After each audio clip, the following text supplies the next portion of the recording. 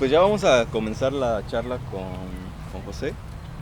Este, esta actividad es como la reactivación de Cachorra después de bastante tiempo que teníamos como un stand-by ahí. Em, y pues bueno, José es historiador, es calígrafo, ¿no? José Coyoc está en Instagram como Hunwitzil Chakchak. Ella tiene un proyecto de renombramiento a través de logogramas o glifos mayas, ¿no?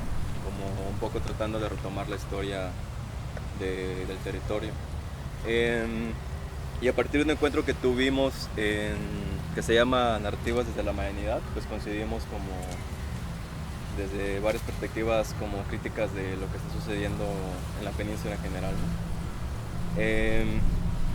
Y un poco para mí era como traer a Coyoc para de alguna manera tratar de contextualizar no solo la obra que va a suceder en Cachorra, sino en general que se generen diálogos como con una historia más larga sobre lo que va a suceder específicamente con este espacio, ¿no? Que es el Parque de la Plancha. No sé si muchos están enterados, pero actualmente ya se liberó, bueno, se aprobó un presupuesto federal para la renovación del parque, ¿no? Entonces como que ahorita está como un poco, yo creo, abierta las posibilidades de un poco definir cómo queremos que funcione el parque, quién lo va a usar, de qué manera, ¿no? Y un poco pues esa es la idea como de tener estos diálogos. Y aparte de la cuestión pues, del parque, también como proyecto artístico pues nos interesa como tratar de también de un poco generar obra que no esté tan en una abstracción como del propio medio, sino también un poco, pues sí, de nuevo contextualizada, ¿no? Y también, pues como un poco va de la mano como que este espacio de apertura que es la plancha con lo que es Cachorra, yo siento. Y pues tenemos unos puntos que José y yo vamos a ir como charlando y pues en cualquier momento pueden interrumpir como pues lo que se está diciendo, ¿no? La idea es un poco que también se generen cuestionamientos entre las personas que estamos acá y al final de la charla José y yo le vamos a presentar como una propuesta de nombramiento del parque que pues, está abierta a discusión, ¿no? La manera en la que se va a hacer y eso. Hola, pues primero gracias a Pablo y aquí al espacio de Cachorra por invitarme a platicar con ustedes. A mí sí me gustaría una ronda de presentación, aunque seamos un montón. Si quieren empiezo yo. Como ya me presentó Pablo, yo soy José Coyoc y soy historiador. Escribo sobre cartografía histórica y sobre montes e historias de cenotes. Y aparte, como dijo Pablo, también junto con otros compañeros, yo soy de un pueblo que se llama Jalachó, que es el último antes de pasar a Campeche. Y junto con otros compañeros tenemos un crew que nuestro principal objetivo es reinsertar en el paisaje urbano la escritura maya jeroglífica. Como sabemos, la escritura maya fue exterminada hace 400 años por los invasores españoles y ha sido a partir de pues la verdad es que ha sido a partir de la militancia de investigadores, arqueólogos, historiadores, epigrafistas que se han ido a los pueblos mayas a compartir todo lo que han descifrado en la academia, que los pueblos mayas hemos ido poco a poco reapropiándonos de esa escritura. Y bueno, nosotros a través de diferentes cosas que hacemos sobre todo desde la tradición del graf, pues intentamos reinsertarlo en el paisaje urbano. Y parte de ese proyecto es lo que al rato les vamos a presentar junto con Pablo, lo que queremos hacer aquí en el Chembech. Y bueno, esa es mi presentación. Siempre a la izquierda, ¿no? Bueno, yo soy Pablo Tut, yo gestiono Cachorra, soy artista visual, vivo aquí en Chembech. Yo soy Jessica Cisneros, estudié una cosa que se llama Desarrollo y Gestión Interculturales y no sé qué estoy haciendo, también vivo en Chembech. Yo soy Marian Rodríguez, soy de Cancún, vine a vivir a Mérida hace 4 años, soy artista visual y yo soy Carola Caracola, soy gestora cultural y gracias por la charla.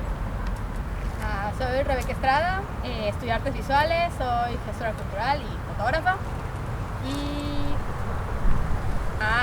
Soy gestora cultural en Quinto Blanco, tengo un colectivo con mis amigas y ya, creo que es todo. Hola a todos, soy Nadia, soy gestora cultural. Yo soy Ania, colaboro con un colectivo, promovemos la literatura en diferentes idiomas. Buenas tardes, yo soy Miligelia Cabrera Mustén. Soy médico, trabajadora de la Secretaría de Salud. Soy alumna de Bellas Artes en Escultura e Historia del Arte. Llevé un taller aquí con la maestra Patti Fernández y soy también del Centro Cultural Lorca de la maestra Fernández. Gracias por Soy José Rodríguez, soy artista visual y también soy de Quinto Blanco. Hola, soy Emiliano Gaitán y bueno, estoy acá porque colaboré con Coyote en la revista Común, revistacomún.com, comunicador. Hola, yo soy Edna, soy astrofísica y hago festivales de arte y ciencia. Yo soy Eric Chu, soy originario de Mérida, Yucatán y soy artista visual. Soy Andrés Jiménez, arquitecto de paisaje, vivo por aquí cerca igual. Yo soy José Hernández Luna, soy artista visual. Mis últimos 2 trabajos tienen que ver con el campo, de manera muy directa el concepto del campo. Y bueno, vivo aquí en Yucatán desde hace 11 años. Gran parte de esos años crecí aquí, en Chimbeche, así que es un barrio muy cercano. Hola, yo soy Ángel, vivo aquí en el Chimbeche también. Vengo muy seguido con mi perro a pasear aquí, me gusta este espacio. Por eso vi el poste, por eso vine. Qué chido, creo que me servía así en todos los estados. Soy arquitecto, hago arquitectura y difusión de arquitectura también. Hola, soy Sergio Arriaga, soy artista visual, hago gestión, un poco de video y vivo por el oriente, cerca de César. Hola, soy Mauricio, soy artista visual, soy originario de Cansacap, pueblo de Yucatán, y tengo viviendo 7 años aquí en la industrial y cerca en la plancha. Hola, soy Carla Alonso, soy psicóloga, escritora, arteterapeuta y vivo aquí cerca también, como temporada. Yo soy César y nada, no sé qué decir. Hola, soy Lorenzo, soy administrador y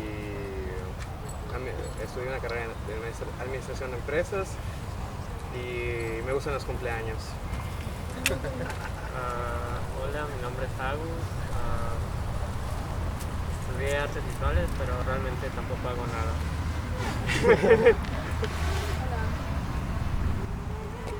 Bueno, pues nosotros también, parte de lo que había hablado con Pablo cuando nos encontramos en Carrillo Puerto, instancias allí del señor Robin Canul y todo el colectivo de narrativas de la Mayanidad, era precisamente poder conversar acerca y meter un poco también la discusión acerca de nuestro papel, tanto como ciudadanos como parte de pueblos originarios, acerca de cómo se construyen las ciudades y estos famosos espacios verdes, ¿no? Pero sobre todo queríamos verlo a partir en una forma de larga duración, o sea, en el sentido de preguntarnos cuál es la historia de este pedazo del lugar en donde nosotros estamos parados. Y bueno, una de las cosas que platicábamos con Pablo era que no podíamos entender este espacio de la plancha sin entender la historia de la ciudad de Mérida y también cómo se ha ido configurando las diferentes Méridas, ¿no? Porque bueno, ¿cuánta se imagina que tiene historia urbana este espacio? Es cuando existen ciudades aquí, en lo que hoy es el área metropolitana, ¿no? 100 años. 20 Más. 1000 antes de Cristo, 1000 adelante. Bueno, la verdad es que antes de que existiera propiamente la ciudad de Mérida, al menos unos 1000 años, ya había una urbe gigante en lo que hoy es Mérida, ¿no? Esta idea que siempre nos comentan acerca de que cuando llegaron los españoles y los invasores europeos, esto era una monte prístino donde vivían en armonía los mayas con la naturaleza. Pues la verdad, si uno ve y se va a la historia, a los registros arqueológicos, pues vemos que no es tan cierto, ¿no? En el sentido de que gran parte de lo que hoy conocemos como Mérida y el área metropolitana era una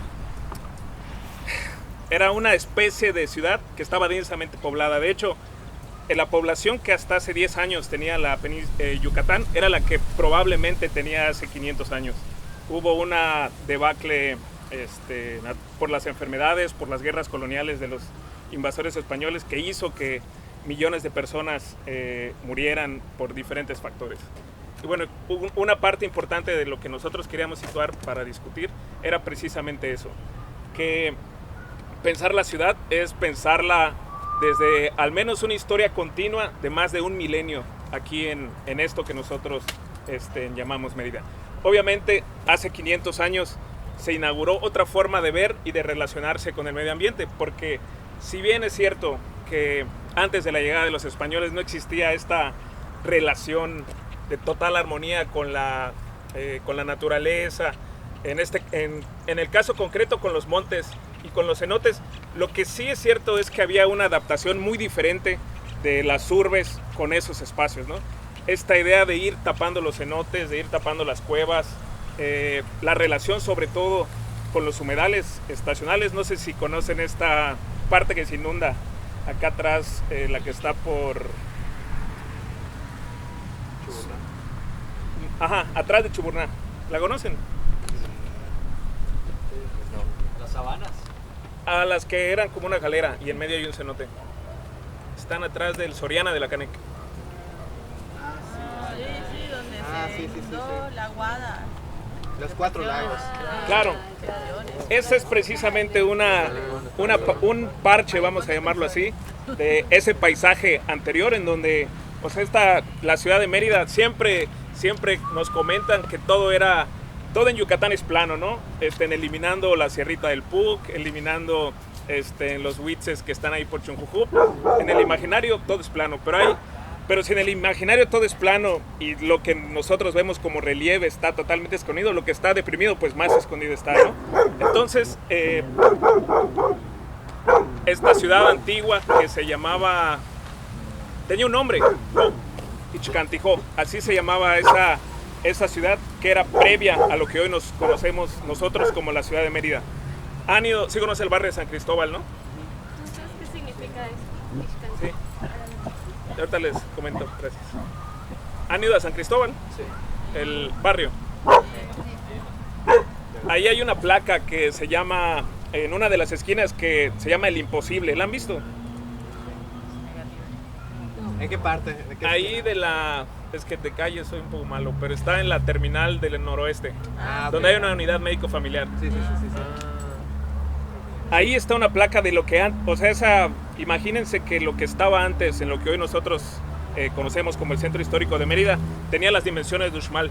Entonces ahí en esa placa está registrada una de las últimas montículos que fueron arrasados a finales del siglo XVIII y que formaban parte de esa ciudad antigua. Este topónimo, que es Ichcantijó, tiene también al menos una presencia de más de un milenio. El lugar en donde se originó este topónimo es lo que nosotros conocemos como Tzivichaltún ahorita. En el Tzivichaltún hay estelas y registros jeroglíficos que nos hablan de ese topónimo. Y que, por ejemplo, al menos hasta ahora, en maya yucateco, y bueno, Mau no me va a dejar mentir, seguimos refiriéndonos a este pedazo de Yucatán como Jo. O sea, los topónimos son parte fundamental de cómo uno se relaciona con su entorno y con el paisaje. Y bueno, la verdad es que no sabemos a ciencia cierta qué significa ese topónimo. Hay muchísimas propuestas y muchísimas versiones de qué es lo que pudiera significar. pero de lo único que estamos seguros es que existe en el registro jeroglífico y hace 1500 años que existe esta forma de llamarle a este espacio que hasta ahora sigue siendo Jo para nosotros los mayablantes. Y lo que les comentaba acerca de ver y pensar la ciudad de otras formas de construir urbes era precisamente a partir de qué se hace con esos espacios que ahora se conocen como humedales. Si recuerdan, hace 2 años durante la pandemia, cuando vino el huracán Cristóbal, luego vino Delta, una parte de la área metropolitana que se inundó, que es lo que ahorita forma parte del fraccionamiento Las Américas. Pero si uno se va a los registros de los topónimos, en el mismo topónimo lleva el nombre de que esa área se inunda. O sea, alrededor hay un pueblo que se llama Conchen, que significa pozo que está en la hondonada. O sea, en el mismo topónimo está la descripción geográfica de que es un área que se inunda. Y bueno, antes de la invasión española, por supuesto que la gente que había vivido aquí miles de años conocía perfectamente la geografía y sabía qué partes se inundaban. Esta idea de ir, esta es mucho más moderna, la de ir construyendo con concreto y más antes con Sascap, es una idea netamente europea. La idea de que hay que acabar con los humedales. Y no es una forma también de colonización del paisaje que no solo sucedió aquí en Mérida, Yucatán, ¿no? Hay los que son de la Ciudad de México nos podrán decir que ha sucedido con los lagos, o exlagos, no sé cómo sea ahora lo que sobrevive ahí en la Ciudad de México, pero pasó en toda América. Lo mismo hicieron con gran parte de las ciudades que están en el río Mississippi, y lo mismo hicieron en muchos de los lagos, lagunas, ríos que están en Norteamérica y en Sudamérica. Y precisamente una parte de nuestra pregunta que les queríamos compartir a ustedes, que platicábamos con Pablo, es ¿cómo miran a la ciudad o a la urbe? ¿Es netamente enemiga de la naturaleza, netamente enemiga de los cenotes, de las cuevas, de los montes? ¿Ustedes qué opinan? No hay ciudades que se adaptan, hay ciudades que de hecho los mismos arquitectos en Nezahualcóyotl, por ejemplo, esto que comentabas del enterramiento y el tapar, las grandes obras de los grandes arquitectos antiguos, pues sí se aplicó en todo el país, y creo que por ejemplo la ciudad de Mexica era una ciudad que se adaptó completamente a su ubicación geográfica y a todas las técnicas de agricultura se adaptaron al tipo de humedad y al tipo de suelo que hay. Lo mismo sucede acá. Entonces creo que más bien la ciudad también no es netamente ajena al paisaje. Hay ciudades que surgen del mismo paisaje. Igual creo que no sé, en la primera exposición de aquí yo saqué unas piezas que intenté elaborar un discurso, ¿no? Que era el Monte Corp. Pero para mí el monte era como sinónimo de inconsciente, o sea, sin profundizar tanto. Entonces, para mí, a veces cuando oigo monte, ya en el idioma más coloquial, o sea, pensando como en la gente que está en la ciudad, pues monte es lo que está al lado de la carretera, ¿no? O es un pequeño cúmulo de hierba que crece en acera o algo así, ¿no? Yo siento que la ciudad, respecto al monte o algo así, siempre hay como, no sé, es como la parte ignorada, la parte inconsciente, o como lo que no quiere, o lo que no vislumbra, ¿no? Como lo que se intenta acabar o erradicar, pero es de ahí igual donde se generan imaginarios, o donde se producen cosas, ¿no? O sea, tal vez no haya como una pelea enunciada, pero sí hay como como una situación de consciente, como la ciudad, como lo visible y lo aceptado y donde nos desarrollamos, pero el monte sí como esto que está al lado de nosotros, o esto que está como, no sé, apartado un poco. Creo que la forma de concebir ciudad desde la visión europea y la visión maya es muy distinta, la forma de desplazarse es muy distinta. Entonces, si hablamos de ciudad en términos europeos y españoles, creo que sí es una pelea con nuestro entorno. Ni siquiera tenemos las palabras para describirlo de manera propia. Si concebimos ciudad en otro lenguaje, yo creo que se puede entender muchísimo mejor el sitio. Yo creo que el idioma maya describe muy bien las características del entorno en general, ¿no? Los suelos, la piedra, las áreas que se unen a estos. Pero la ciudad concebida europea es ortogonal, es concentrada. Mencionaste que antes había población casi igual a la ciudad de Mérida aquí. No creo que hubiera estado concentrada en los sitios, sino que hubiera estado dispersa. Entonces, creo que habría que concebir la ciudad de otra manera, está comprando de otra manera, para que fuera, para que tuviera una buena relación con el entorno. Gracias.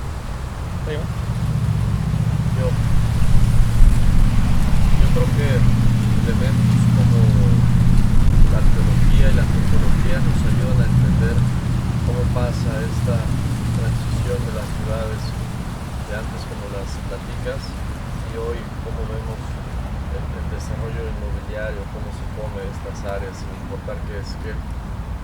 Es como entender por lo que ha pasado la ciudad a través del tejido social. Eso nos ayuda a entender esta infraestructura también. Entonces, a veces nos preguntamos por qué pasó esto y lo otro. Pues bueno, hoy nos mueve el sistema económico con el que se mueve la ciudad y por eso se desarrolla de esta manera. Pero es una etapa que se va a ver en otro momento y va a tocar como recitar eso o lo que sea. Y precisamente canales como este ofrecen la reflexión de decir, tal vez el modelo que llevamos no es el que nace en comunión con la naturaleza, ¿no? Con el contexto, y ser más sensibles hacia esa arqueología y antropología, poder encontrar ese diálogo y mejorar las ciudades. Gracias.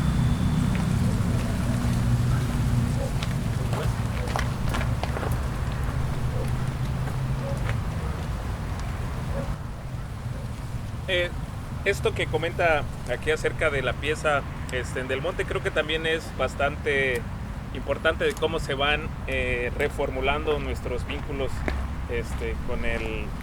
con todos los bienes naturales. ¿Todos escuchan la voz de Coyoc? Sí,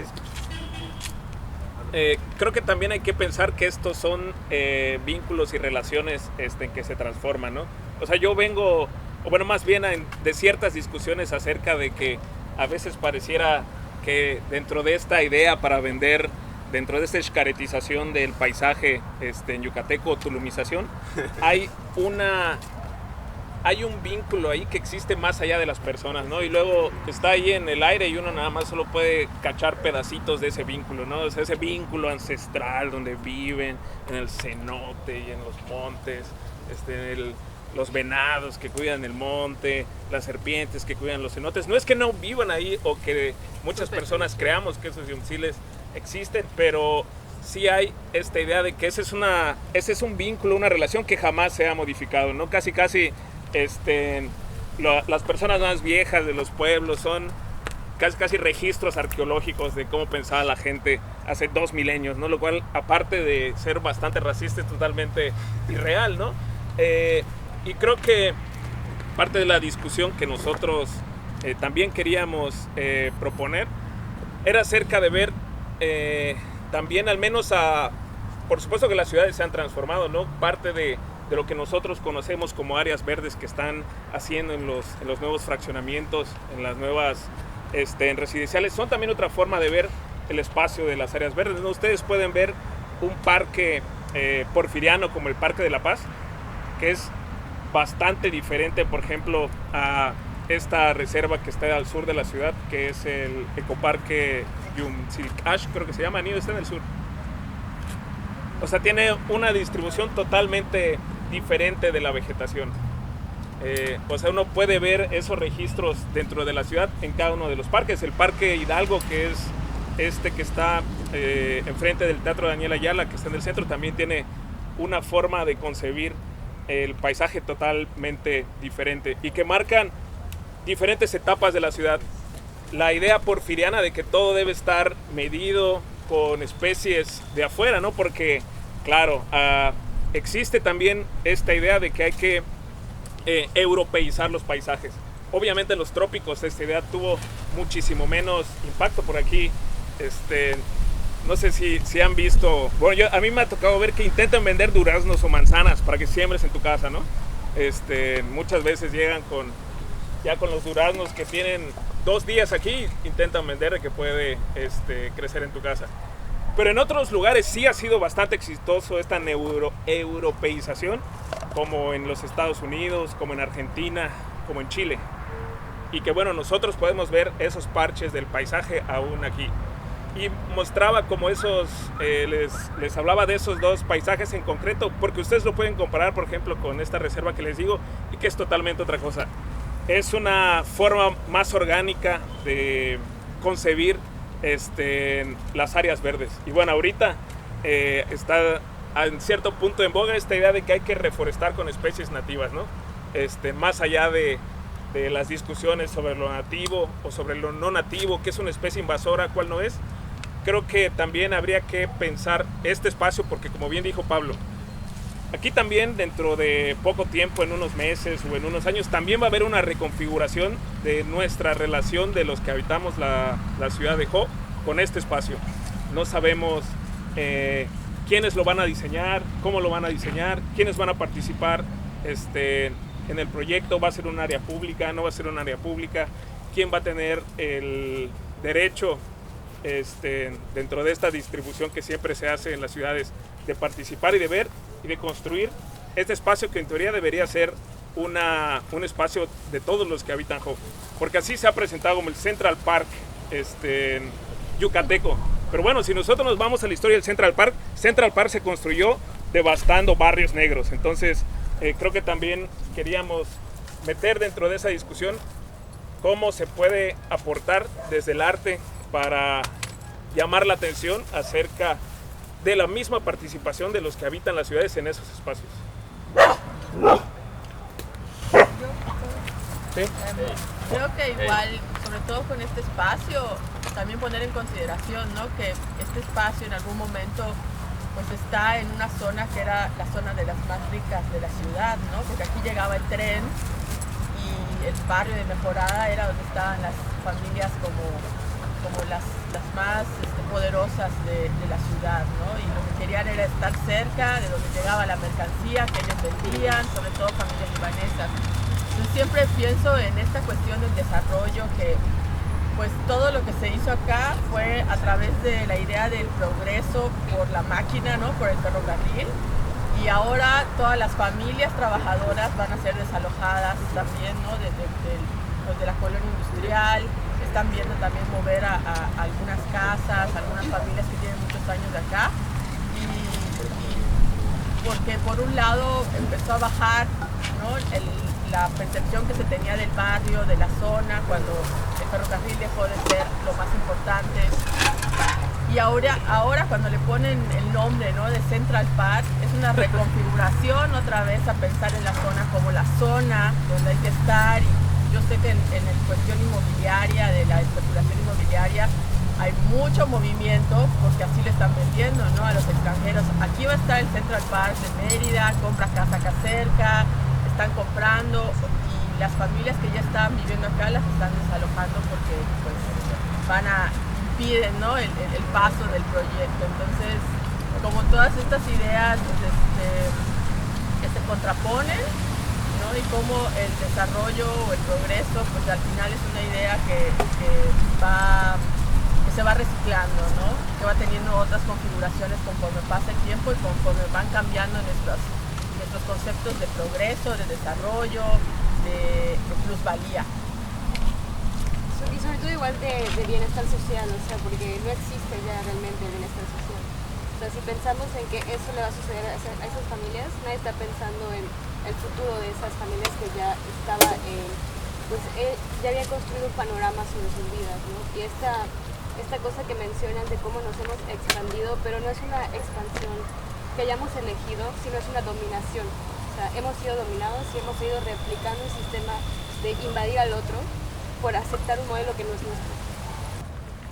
Y nosotros también queríamos compartir el no pensar las historias de las ciudades y de sus espacios verdes de forma lineal, porque también esa es otra idea de cómo se conciben a veces los espacios urbanos por las ciudades, dentro de esta idea de que lo natural son los enemigos, ¿no? En el sentido de que parece que hay como una línea recta en donde las ciudades transcurren por la expansión, y esa expansión solo puede significar la aniquilación de lo que está alrededor de la ciudad. Pero si nosotros vemos la historia de parte del área metropolitana, hasta hace 100 años, vamos a ponerle 120 años, no existía monte en la mayoría de lo que está alrededor de Mérida. Todo era monocultivo de nequén.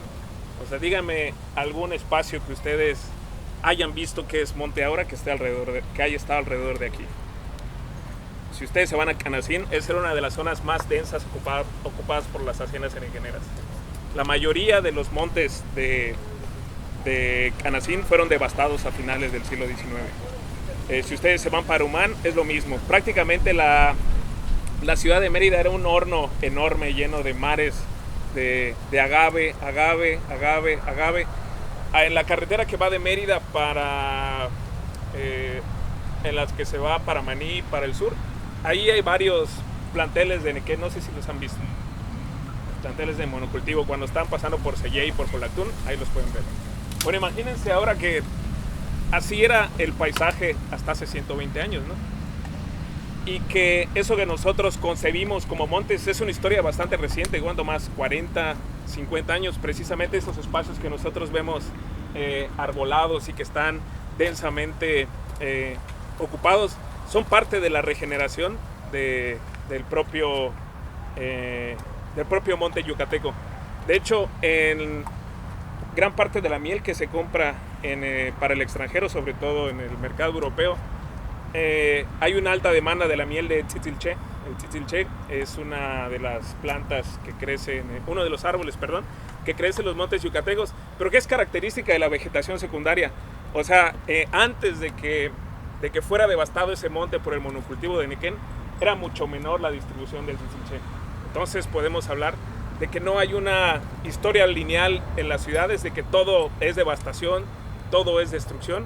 Y ciertamente, como comenta la compañera, yo estoy de acuerdo en que gran parte de cómo se ha construido la ciudad, sobre todo desde finales del siglo XIX, en donde la mayoría de la gente eran siervos agrarios y no solo no tenían decisión, sino que vivían casi en condiciones de cuasi esclavitud, pues pocas veces podían elegir cómo vivir y cómo van a expandirse eso que nosotros llamamos urbe.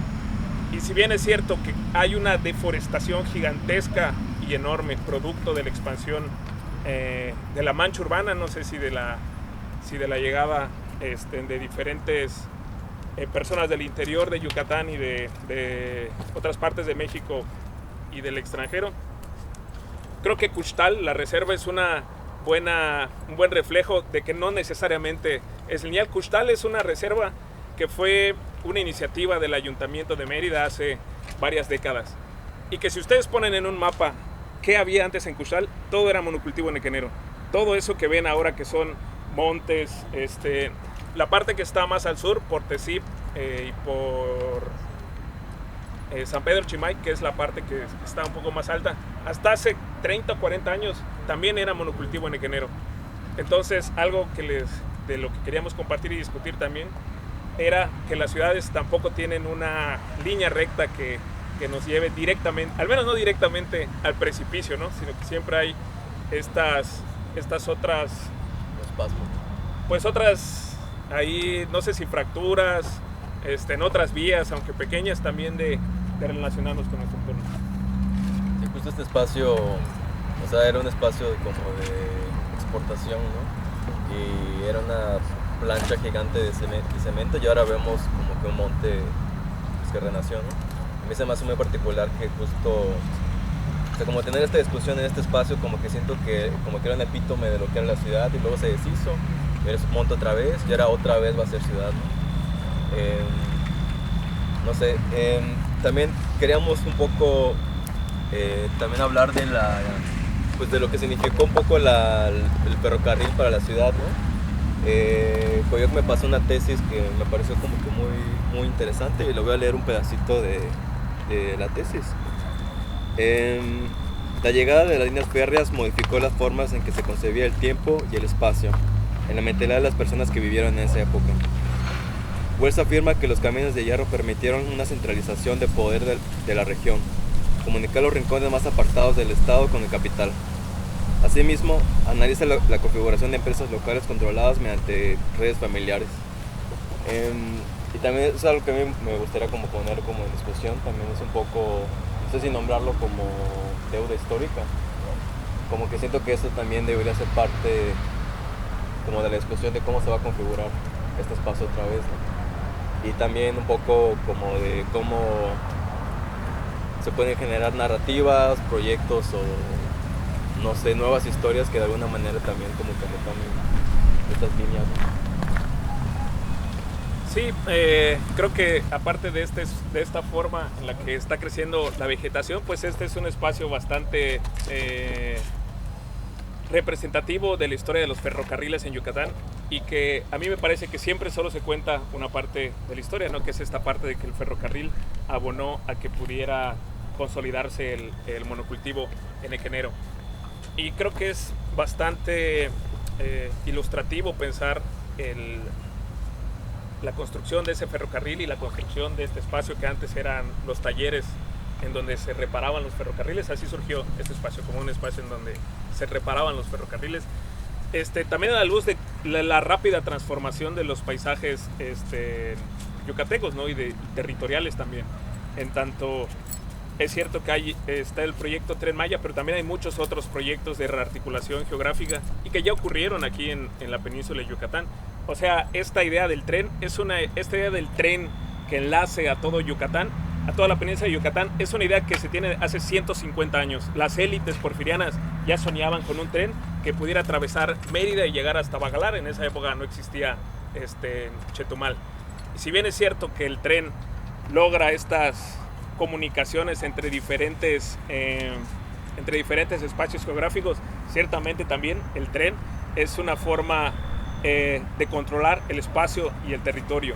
Creo que al menos en esta discusión presente sobre todas esas transformaciones es para quiénes va a servir toda esa infraestructura que se está construyendo, ¿no? Y también teniendo en cuenta la gigantesca diversidad de la península de Yucatán. Ahora gran parte de la discusión nacional me parece que está bastante centrada en un tramo que es el tramo 5, el que va de Cancún hipotéticamente en la Playa del Carmen, y en donde sí parece que hay esta postergación de los miles de mayas que viven y trabajan ahí en Tulum y Playa del Carmen, ¿no? Cuya trayectoria histórica es totalmente diferente a la de los pueblos mayas de la parte occidental de la península de Yucatán. Y que bueno, ahí hay una construcción territorial bastante particular que esconde a las miles de personas que están ahí trabajando, y que me parece que también tendríamos que pensarlo en los términos de cómo se va reconfigurando este espacio que es la ciudad. Y bueno, para ir cerrando esta parte del conversatorio, sí queríamos también repensar los espacios de la ciudad a partir de que quienes han dirigido en esta expansión o la construcción de nuevos espacios urbanos también se ha hecho a expensas de la desposesión de los bienes comunes de los pueblos mayas que han habitado Mérida. Siempre que se habla de la historia de la ciudad, se esconde que, por ejemplo, en el área urbana hubo pueblos mayas que vivieron 400 años ahí dentro con gobiernos autónomos, ¿no? Gran parte de lo que es el centro histórico, habían pueblos mayas con estructuras políticas que vivieron y sobrevivieron en la colonia y que fueron destruidas políticamente en el siglo XIX después de la Guerra de Castas. O sea, estos barrios bastante gentrificados que conocemos, Santiago, en el barrio de San Cristóbal, Santiago, San Juan, el barrio de Mejorada, fueron espacios en donde habían mayas peninsulares viviendo dentro de la ciudad, porque también esta idea de los mayas como solo las personas que hacen milpas, son los que tienen nipiles, son los que hablan lengua maya, también es una construcción bastante reciente, o sea, hace unos 30 o 40 años. la misma idea de los pueblos mayas se ha ido modificando. Y al menos en el paisaje urbano que nosotros conocemos de la ciudad, no existe nada que nos recuerde ese pasado, que ahí existieron estas otras formas de relacionarse con ese espacio. En Santiago, bueno, en julio se va a conmemorar otro aniversario del inicio de la Guerra de Castas. Y el cacique del barrio de Santiago fue ejecutado de manera injusta porque una facción de los tzules del Ayuntamiento de Mérida le quería quitar sus propiedades. Y en el barrio de Santiago hasta ahora no hay ningún tipo ni de memorial, ni nada que recuerde que también la ciudad de Mérida fue parte de la Guerra de Castas, ¿no? Hay una idea de que la guerra sucedió a 400 kilómetros ahí por Valladolid, por Felipe Carrillo Puerto, pero fue un conflicto que no solo afectó al occidente de Yucatán, sino que también tuvo una escala internacional donde participaron los Estados Unidos, Inglaterra, la monarquía española, y que creo que valdría la pena precisamente dentro de esta idea que comenta Pablo de reparación, de poder tener mínimamente alguna forma de recuperar ese pasado que a final de cuentas sigue estando vivo. La historia de los mayas con los espacios urbanos es una historia de 1500 años ininterrumpida. Siempre ha habido miles de personas que han vivido en esta ciudad en diferentes momentos de su historia. Y una de las máximas expresiones de cómo se elimina esta memoria es la eliminación de los topónimos. O sea, piensen que conforme se ha ido expandiendo la ciudad, también se han ido eliminando miles de formas de concebir estos espacios geográficos. Algunos de ellos sobreviven por diferentes circunstancias, ¿no? Ahora ya hay una nueva toponimia maya a partir de las residenciales que quieren aumentar su plusvalía, pero bueno, esa es una historia también bastante reciente. Y que precisamente está un poco en el espíritu de lo que nosotros queremos hacer y proponer aquí en Cachorra, ¿no, Pablo? Sí, bueno, ahorita está medio oscuro, ¿no? Pero en la mesa tenemos como una propuesta. Gracias. A partir de la caligrafía de Coyoc, que no sé si quieres como la verte explicando cada uno de los. Bueno, ahí más bien era que de todo este lugar, que bueno, alguna vez fue parte del territorio de los pueblos mayas, en este caso muy probablemente de la República de Indios de Mejorada, pues había una forma local de referirse a todo lo que vemos ahora, y de esos topónimos el único que ha sobrevivido es el de Chembech, que hay una esquina aquí en donde está la placa de lo que significa. ¿Sí la han visto? ¿No? Es un pocito. ¿La han visto? Vende Significa... lechón ahí los sábados. ¿Perdón? Vende lechón ahí los sábados. Ay, sí, no todos lo tocan ahora. Y bueno, que significa pozo de las codornices. Eso es lo que significa en este único topónimo que ha sobrevivido, pues de todo este gigantesco espacio. No sé, allí si de la industrial has escuchado algún otro topónimo maya. No, maya no. No sé si la placa del sapo tiene que ver porque antes fue como que el sapo es maya. O sea, no, pero no hay otro topónimo maya por aquí. Bueno, no he visto. Y que bueno, si nosotros vemos que hay un registro de miles de años de ocupación continua, pues también tenía un equivalente en categorizar todo lo que existía alrededor con un topónimo maya, y nosotros queriendo también entrar a esa discusión es que queríamos hacer esta intervención, que como les comentábamos es el único topónimo maya que sobrevivió de este espacio y que queremos ponerlo aquí de alguna forma, ¿no? Sí, o sea, esto es como, esta parte de la charla también es un poco como ponerlo en discusión, pero también pues jalar manos que nos quieran ayudar, ¿no? O sea, igual no sé si quieren verlo en la mesa, pero teníamos la idea de, a partir de los durmientes que se quemaron hace poco, que están acá, que son las maderas que estaban abajo de los rieles. O sea, utilizar esos durmientes que están como carbonizados, son los que están acá, ¿no? Abajo del árbol. Utilizar estos durmientes para generar de nuevo como o sea, como para dibujar el logograma de Chembech en el parque de, pues aquí, ¿no? Y pues o sea, si alguien tiene como también alguna idea de cómo les gustaría ver esto, o sea, la idea también es un poco que personas que viven cerca también tengan un poco de opinión acerca de cómo se puede realizar, ¿no? Pero también nosotros queremos como de alguna manera como hacerlo un poco grande como para generar una fotografía de esto y de alguna manera como que se empieza a generar la discusión de cómo se puede nombrar el parque, ¿no? Y quién va a tener agencia en cuanto a cómo se va a producir, con quién lo va a ocupar y así.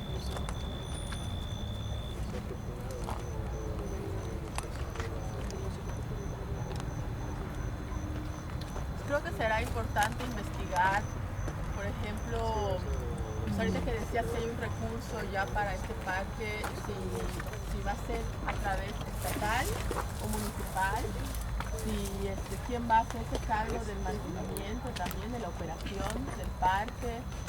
Por ejemplo, municipal, yo sé que en los parques municipales hay un proyecto que es de diseño participativo, entonces cuando remodelan un parque en una colonia, hacen un llamado, a lo mejor creo que la convocatoria podría ser mejor, pero hacen un llamado a los vecinos para que juntos decidan cómo quieren que el parque, qué juegos quieren que tenga, si quieren que tenga o sea, las necesidades de la colonia, pues. Pero si este parque va a ser de injerencia estatal, ¿qué tanto va a trabajar con el municipio? Y a lo mejor son cosas como que son muy de política o de gobierno, pero justo ahí es donde se toman las decisiones, ¿no? Y justo ahí es donde uno, o sea, como comunidad interesada hay que estar pendientes, ¿no? Porque se va a presentar un presupuesto y a alguien le va a tocar ejecutarlo, y a esa entidad hay que pedirle cuentas y hay que exigir que pues todas las decisiones sean consensuadas con un comité ciudadano. Sí, gracias. ¿Alguien más quiere comentar algo? Estoy encantada con la oscuridad de este lugar. Porque hay, o sea, se ven las luciérnagas y demás, ¿no? Eso en Cuernavaca, el lugar donde yo vivo, pues no se ve ya, ¿no? Pero me preguntaba si existe algún topónimo que relacione al espacio de acá abajo de la tierra con el cielo, con alguna figura, una constelación, alguna relación que hayan tenido antiguamente y que digan, pues desde aquí se veía tal cosa, ¿no? Y le vamos a nombrar así. Y es una pregunta.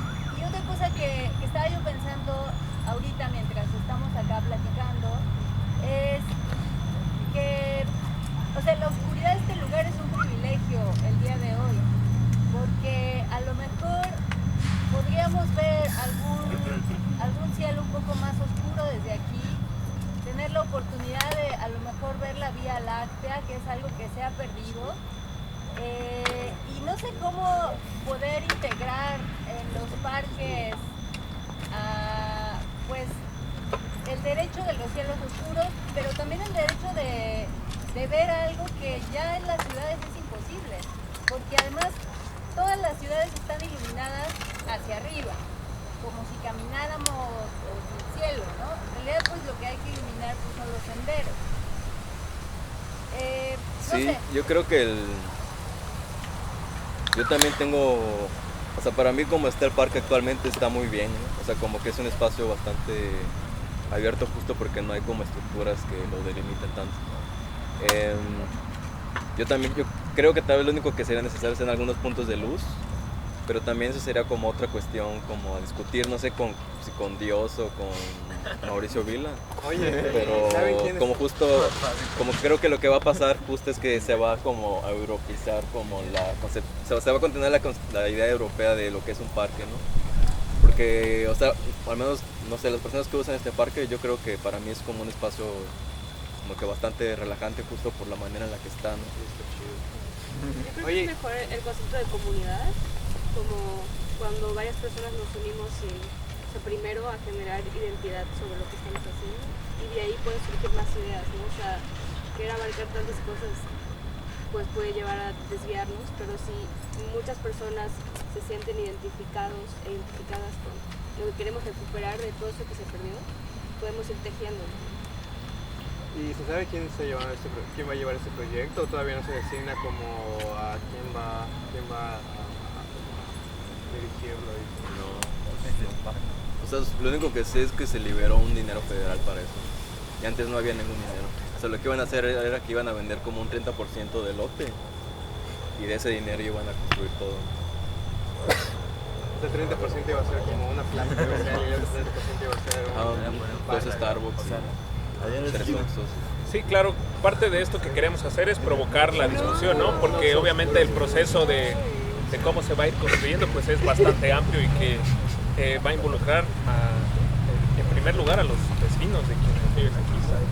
Van a ser actores fundamentales en cómo se va a reconfigurar este espacio, y precisamente nosotros más bien era querer provocar y tener estas discusiones en voz alta, precisamente como las estamos teniendo ahora sobre la ciudad y cómo se construyen en esos espacios. Sobre los topónimos, solo hay topónimos que se refieran al movimiento del sol, que esos abundan en la parte oeste de la península, esta parte que está por Quinchil, que es un topónimo que tiene que ver con el movimiento del sol, Nunquiní, Calquiní, todos los que están en lo que hoy conocemos como el Camino Real, esos son los topónimos que tienen que ver con los movimientos celestes. Hay otro que es bastante famoso y que también tiene muchísimo tiempo aquí en la península de Yucatán, que es el topónimo de Ekbalam, que probablemente sí tenga que ver con alguna atribución celeste de los jaguares, pero bueno, eso no tenemos bien claro qué significa ese topónimo, pero existe en la escritura jeroglífica, es Ekbalam. Gracias.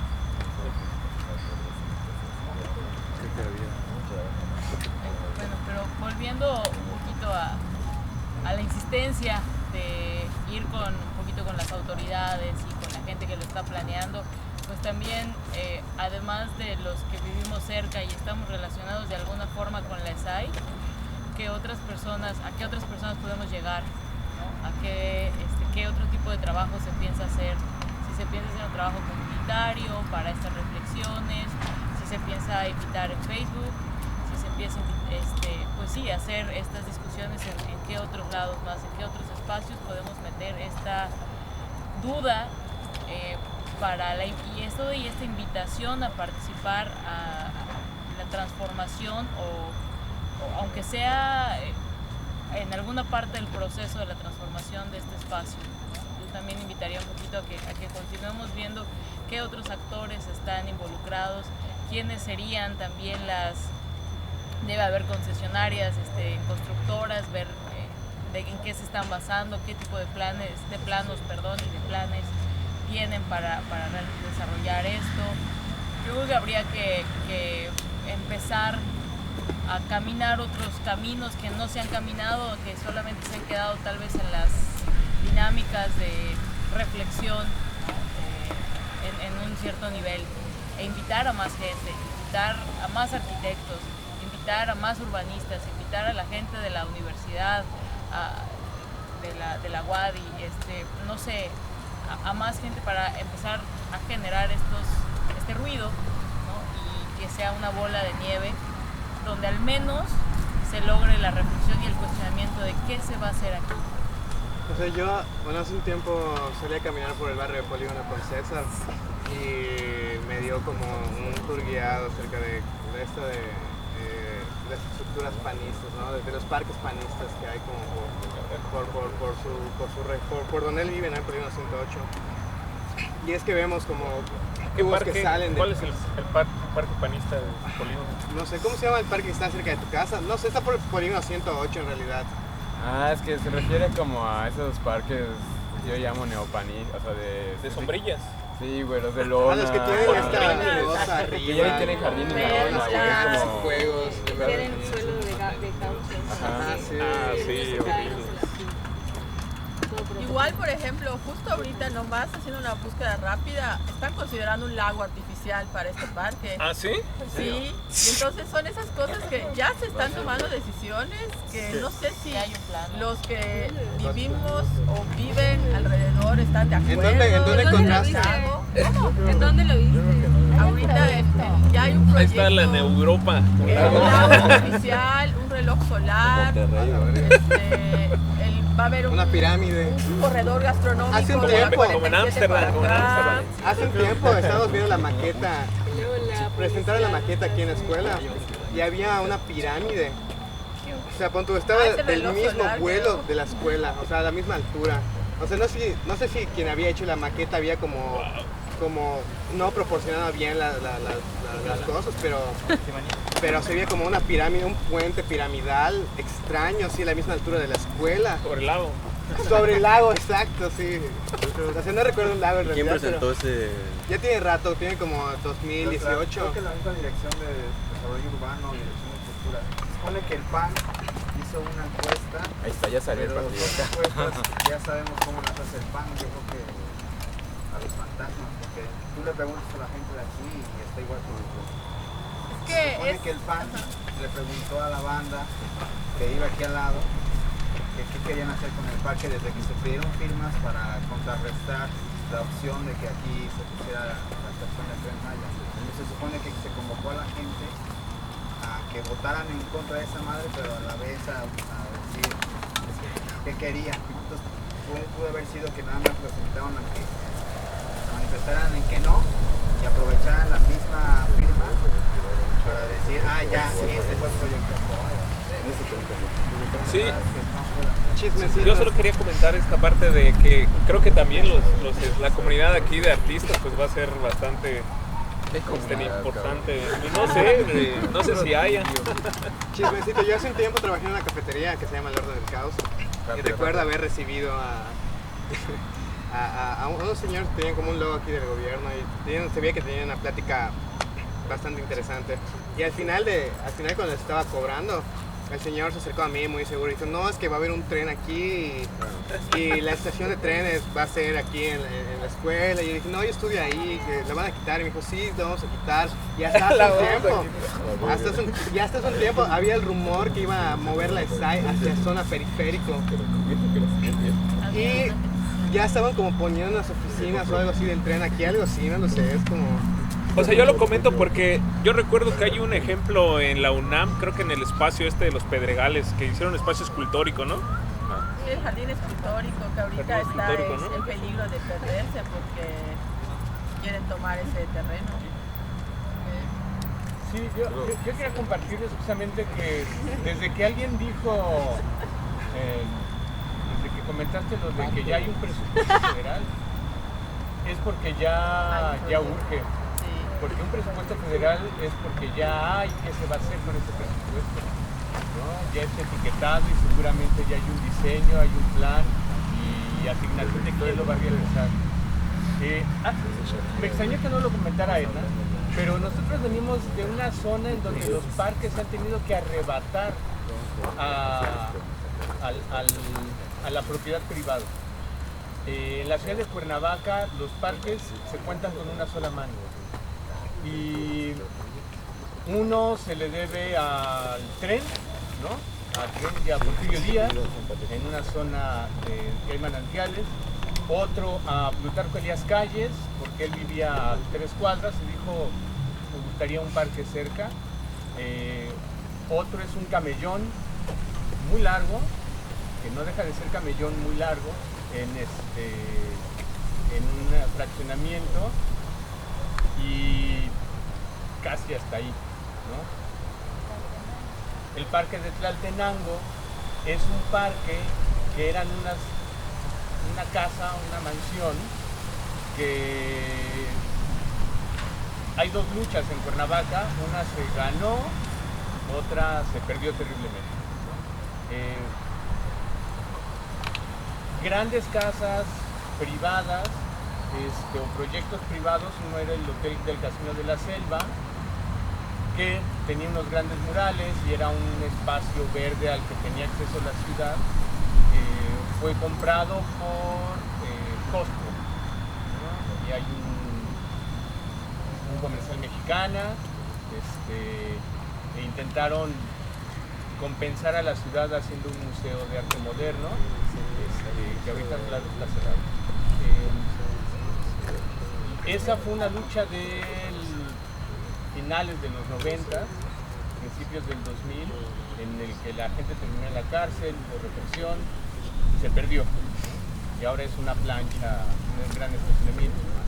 La otra lucha en Cuernavaca es el Parque Tlaltenango, que los vecinos se enteran que se había vendido a Walmart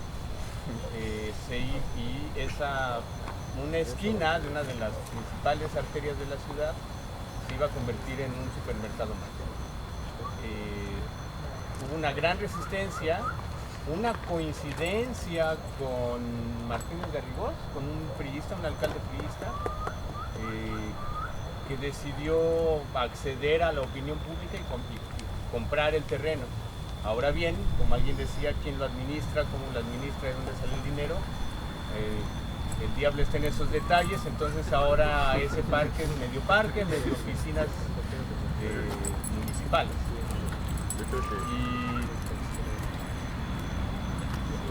Y bueno, hay un montón de experiencias. El Comité Cerezo ayuda a experiencias en el sur de la Ciudad de México. Se está coordinando toda la resistencia al gran proyecto del Estadio Azteca. Y todas esas son luchas medio perdidas en general, ¿no? Porque ya es propiedad privada, porque no hay discusión previa, porque ni siquiera eran espacios públicos previamente y no había acceso.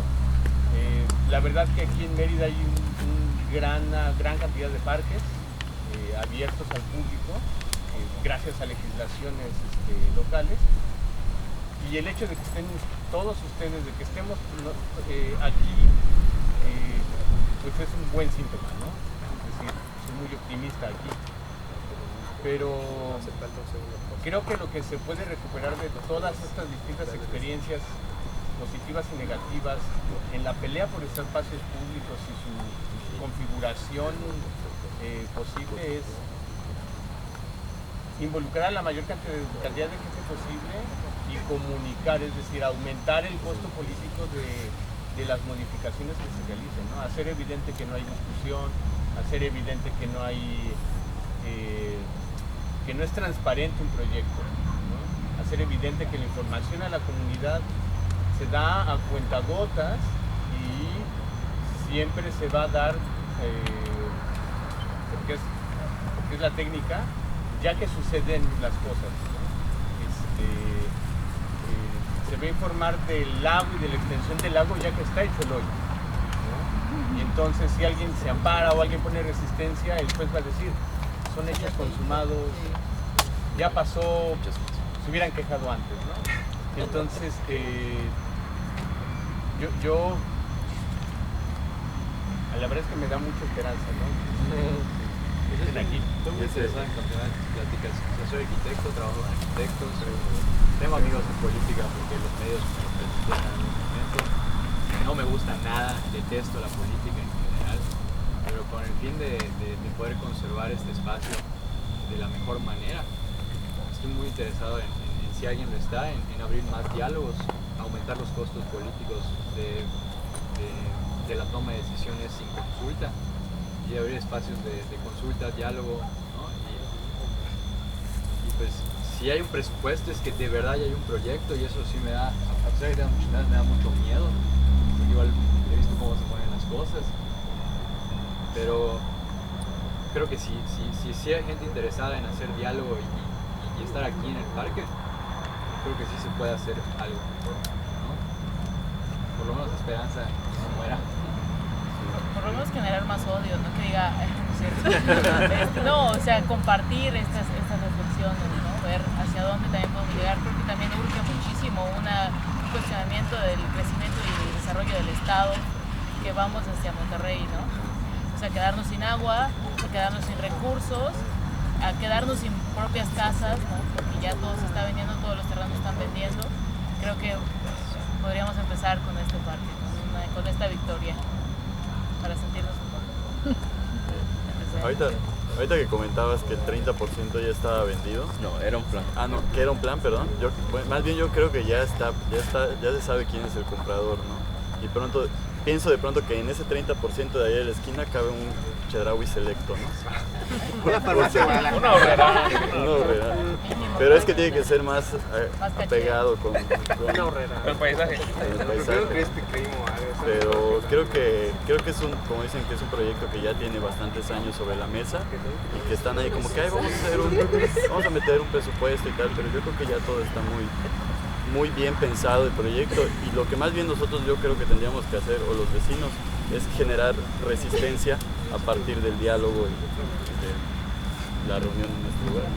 Sí, yo también, o sea, un poco la apuesta del proyecto de nombramiento a través de una pieza es como un poco tomar el espacio de esa manera, ¿no? Pero también generar una narrativa a partir de ello. O sea, como que obviamente entiendo que es necesario que hayan diálogos, pero también pues la ciudad pues es nuestra, ¿no? Entonces como que también a partir de esa libertad también como que ir mediando entre, bueno, sí generando diálogos, pero también ocupar este espacio, ¿no? Esa es una forma de ocuparlo y podemos hacer más formas de ocupación del espacio. Aquí en la mejorada tengo un taller, tengo un viverito y me encantaría dar plantas, ¿no? Si la gente quiere poner algo, todos creativos. Pero aparte de eso, ¿no? O sea, simplemente esta forma de ocupar el espacio es muy chida ya, ¿no? Entonces, además de diálogos, ocupación del espacio, supongo que los diálogos sería muy bueno que se dieran aquí mismo, ¿no? Hacer costumbre que la gente venga y esté aquí para el momento en el que llegue la máquina igual nos demos cuenta, ¿no? Que ya llegó, decir, oye, no queremos. Pues ya estamos pasándonos de la hora de la charla. No sé si alguien tiene otra pregunta para Coyoc para ir concluyendo. Nosotros tenemos aquí un grupo de paseo de perros que nos reunimos todas las tardes, y sé que el proyecto va a entrar el de la UNAM, el que contempla una concha acústica, un lago. ¿Es de la UNAM? Sí, eso me dijeron. No, la UNAM va a tener un museo. Ajá. Ahí donde está el Museo de la Luz. Pero este creo que es un proyecto del Estado. Pero sí nos gustaría que sea zona arbolada. De hecho, para mí, así como está eso muy bien, solamente que el ayuntamiento nos brinda el servicio de recolecta de basura. Porque nos hemos reunido en el grupo de paseo animal y hemos hecho la limpieza y luego nos coordinamos con el ayuntamiento y lo pasan a buscar externo. Pero sí. Yo como una sugerencia nada más, que a lo mejor podría ser algo bueno, que, o sea, hay gente estudiantes de, ¿cómo se llama? No, más bien yo pensaba que sembrar sería un modo muy bueno de generar una resistencia, ¿no? Hacer un vivero comunitario. Obviamente hay mucha gente que no tiene tiempo, pero hay estudiantes que no tienen el espacio para sembrar, ¿no? Entonces a lo mejor de pronto estaría bueno invitar a gente de esas áreas a poder decir, bueno, aquí existe está un grupo de vecinos que hace eso aquí. Sí.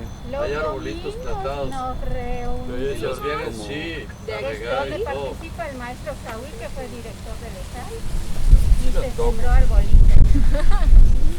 Sí, lo único que falta es como quien dice más manos y más árboles, ¿no? Como que- Comunidad. Un huerto implica también la infraestructura, o sea, no solamente los árboles, la tierra, que haya un sistema y todo. Sí. Esa comunidad. Como que yo no pienso en esa manera de cómo resistir ante lo que se va a venir, y de pronto, no sé, preguntaría si de pronto ya hay una asociación civil que esté como vinculada a este espacio, porque se me viene a la mente que igual para resistir hay como una manera de hacerlo legalmente, de cómo que esto se pueda ver realmente reflejado en el lenguaje de ellos, ¿no? Que realmente es, bueno, quién está atrás, cuántas personas son y cuántas realmente son los interesados. Entonces, no sé, pensaría como de pronto, sí, las mesas de diálogo son muy buenas y siempre van a ser muy enriquecedoras, pero llegar a la acción de poder concretar de pronto una asociación civil que pueda dar la cara y que pueda tener un cierto reconocimiento ante lo mismo, ¿no? Ante la ciudadanía, porque la asociación civil, siento que igual son actos que tienen pues mucha trascendencia, ¿no? En el momento de luchas contra estas, de cómo poder, no sé, estar a la par en sus diálogos, ¿no? O sea, si te traen abogados, licenciados y todo, o sea, es como que siempre pensar que estas luchas pueden llegar a muchísimos niveles y hay que pensar cómo estar preparados en todos esos aspectos, ¿no? De que no ya es un grupo de personas dispersas o núcleos por acá y un grupo de vecinos, sino como de una manera que sea un poco más unificada no sé, se me viene a la mente asociaciones civiles o maneras de resistir, y un poco, sí, más en su línea de ese tipo de problemas. Sí, pues más bien justo el grupo de la vecina es como que activó el parque, de hecho, ¿no? O sea, porque antes estaba totalmente pues, lleno de basura y abandonado. Hay un grupo que se llama Vecinos de la Plancha y ellos yo creo que desde hace 6 años o un poco más habían estado moviendo el tema del parque. De hecho traían impreso, iban con las autoridades. Claro, su es que de eso se proyecto. trata, o sea, estar como... La cosa con ellos es que ya hay fracturas dentro del mismo grupo y también han servido para los propósitos de las decisiones que se han tomado acá, en el sentido de que han dicho, hemos hablado con los vecinos de la plancha, pero es solo un pequeño grupo y con ellos dicen, ya hablamos con los representantes de la vecindad, ¿no? De la comunidad pues adyacente al espacio. Entonces ya con eso, palomita, ya hablamos con ellos. Entonces realmente saber quiénes están en este grupo, porque ellos han sido, digamos, en términos políticos, quienes han dado la cara de ser los interesados en que algo se haga acá, quienes han generado a veces presión mediática porque han hecho algunas entrevistas cuando no querían lo del Tren Maya. Ahorita ellos han sido los que han aplaudido el Central Park, entonces también saber quiénes son realmente con los que están interactuando el gobierno, claro, y qué intereses están representando. Porque sí hay un grupo que ha hecho el trabajo y es un grupo originalmente de vecinos tal cual, pero que se ha ido politizando en el paso de los años también. Nada, muchísimas gracias por compartir, escucharnos. Gracias. Igual, y si alguien quiere ayudar con el proyecto del nombramiento, nos pueden escribir por Instagram. Estamos en Instagram como Cachorra Proyecto, o por el correo que está en el anuncio que está aquí, ¿no? Para participar. Yo creo que va a ser la otra semana. Y muchas gracias por venir. Gracias. Gracias.